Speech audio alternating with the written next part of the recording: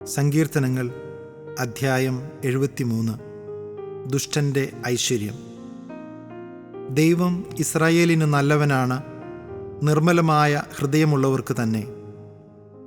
എൻ്റെ കാലുകൾ ഇടറാൻ ഭാവിച്ചു, എൻ്റെ പാദങ്ങൾ വഴുതാൻ തുടങ്ങി. ദുഷ്ടൻ്റെ ഐശ്വര്യം കണ്ടിട്ട് അഹങ്കാരികളോട് എനിക്ക് അസൂയ തോന്നി. അവർക്ക് തീവ്രവേദനകളില്ല, അവരുടെ ശരീരം തടിച്ച് കൊഴുത്തിരിക്കുന്നു. അവർക്ക് മറ്റുള്ളവരെ പോലെ കഷ്ടതകളില്ല, മറ്റുള്ളവരെ പോലെ അവർ പീഡിതരുമല്ല. ആകയാൽ അവർ അഹങ്കാരം കൊണ്ട് ഹാരമണിയുന്നു, അക്രമം അവർക്ക് അങ്കിയാണ്. മേധസ്സു മുറ്റിയ അവർ അഹന്തയോടെ വീക്ഷിക്കുന്നു, അവരുടെ ഹൃദയത്തിൽ ഭോഷത്വം കവിഞ്ഞൊഴുകുന്നു. അവർ പരിഹസിക്കുകയും ദുഷ്ടതയോടെ സംസാരിക്കുകയും ചെയ്യുന്നു. പീഡിപ്പിക്കുമെന്ന് അവർ ഗർവോടെ ഭീഷണിപ്പെടുത്തുന്നു. അവരുടെ അധരങ്ങൾ ആകാശത്തിനെതിരെ തിരിയുന്നു, അവരുടെ നാവ് ഭൂമിയിൽ ദൂഷണം പരത്തുന്നു. അതുകൊണ്ട് ജനം അവരെ നോക്കി പ്രശംസിക്കുന്നു, അവരിൽ കുറ്റം കാണുന്നില്ല. ദൈവത്തിന് എങ്ങനെ അറിയാൻ കഴിയും? അത്യുന്നതന് അറിവുണ്ടോ എന്നവർ ചോദിക്കുന്നു. ഇതാ, ഇവരാണ് ദുഷ്ടർ. അവർ സ്വസ്ഥത അനുഭവിക്കുന്നു, അവരുടെ സമ്പത്ത് വർദ്ധിക്കുന്നു. ഞാൻ എൻ്റെ ഹൃദയത്തെ നിർമ്മലമായി സൂക്ഷിച്ചതും എൻ്റെ കൈകളെ നിഷ്കളങ്കതയിൽ കഴുകിയതും വ്യർത്ഥമായി.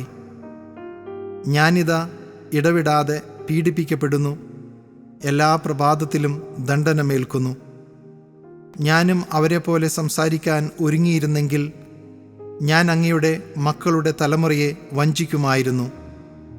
എന്നാൽ ഇത് ഗ്രഹിക്കേണ്ടതെങ്ങനെയെന്ന് ഞാൻ ചിന്തിച്ചെങ്കിലും അത് ക്ലേശകരമായി എനിക്ക് തോന്നി. എന്നാൽ ദേവാലയത്തിൽ ചെന്നപ്പോൾ അവരുടെ അവസാനമെന്തെന്ന് ഞാൻ ഗ്രഹിച്ചു. അങ്ങ് അവരെ തെന്നുന്ന സ്ഥലത്ത് നിർത്തിയിരിക്കുന്നു, അവർ നാശത്തിലേക്ക് വഴുതി വീഴാൻ അങ്ങ് ഇടയാക്കിയിരിക്കുന്നു. അവർ എത്ര വേഗം നശിച്ചുപോയി!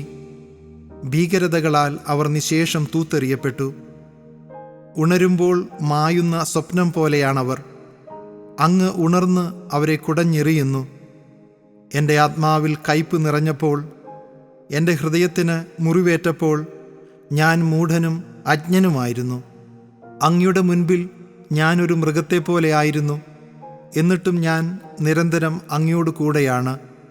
അവിടുന്ന് എൻ്റെ വലത്തുകൈ ഗ്രഹിച്ചിരിക്കുന്നു. ഉപദേശം തന്ന് അങ്ങ് എന്നെ നയിക്കുന്നു. പിന്നീട് അവിടുന്ന് എന്നെ മഹത്വത്തിലേക്ക് സ്വീകരിക്കും. സ്വർഗത്തിൽ അങ്ങല്ലാതെ ആരാണ് എനിക്കുള്ളത്? ഭൂമിയിലും അങ്ങയല്ലാതെ ഞാൻ ആരെയും ആഗ്രഹിക്കുന്നില്ല. എൻ്റെ ശരീരവും മനസ്സും ക്ഷീണിച്ചു പോയേക്കാം, എന്നാൽ ദൈവമാണ് എൻ്റെ ബലം. അവിടുന്നാണ് എന്നേക്കുമുള്ള എൻ്റെ ഓഹരി. എന്തെന്നാൽ അങ്ങിൽ നിന്ന് അകന്നു നിൽക്കുന്നവർ നശിച്ചു പോകും. അങ്ങയോട് കാപട്യം കാണിക്കുന്നവരെ അങ്ങ് സംഹരിക്കും. എന്നാൽ ദൈവത്തോട് ചേർന്ന് നിൽക്കുന്നതാണ് എൻ്റെ ആനന്ദം. ദൈവമായ കർത്താവിനെ ഞാൻ അഭയം പ്രാപിച്ചിരിക്കുന്നു. അവിടുത്തെ പ്രവൃത്തികളെ ഞാൻ പ്രഘോഷിക്കും.